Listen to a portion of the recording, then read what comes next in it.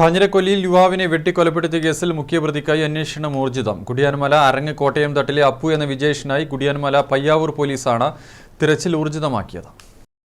കാഞ്ഞിരക്കൊല്ലിയിലെ മടത്തേടത്ത് നിതീഷ് ബാബുവിനെ കൊലപ്പെടുത്തിയ കേസിലെ മുഖ്യപ്രതി കുടിയാൻമല അരങ്ങ് കോട്ടയം തട്ടിലെ അപ്പു എന്ന വിജേഷിനായി ജില്ലക്കകത്തും പുറത്തും പോലീസ് തിരച്ചിൽ നടത്തുകയാണ്. കൊല നടന്ന ദിവസം ബൈക്കിൽ വീട്ടിലെത്തിയ വിജേഷ് ഭാര്യയോട് ഒരു അബദ്ധം പറ്റിയെന്നും ഇനി ജീവിച്ചിരുന്നിട്ട് കാര്യമില്ലെന്നും മരിക്കുകയാണ് ഭേദമെന്നും പറഞ്ഞ് ഇറങ്ങിയെന്ന് പോലീസിന് വിവരം ലഭിച്ചിട്ടുണ്ട്. ഭാര്യ ശ്രുതിയും നാട്ടുകാരും നൽകിയ വിവരത്തിന്റെ അടിസ്ഥാനത്തിലാണ് പ്രതികളെ പോലീസ് തിരിച്ചറിഞ്ഞത്.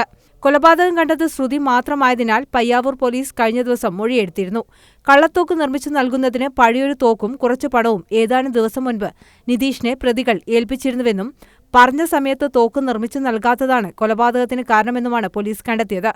ഈ തോക്ക് മറിച്ചുവിറ്റതാണ് പ്രകോപനത്തിന് കാരണമായതെന്നും പറയുന്നു. തോക്കിനായി പ്രതികൾ നേരത്തെയും നിതീഷിന്റെ വീട്ടിലെത്തിയിരുന്നു.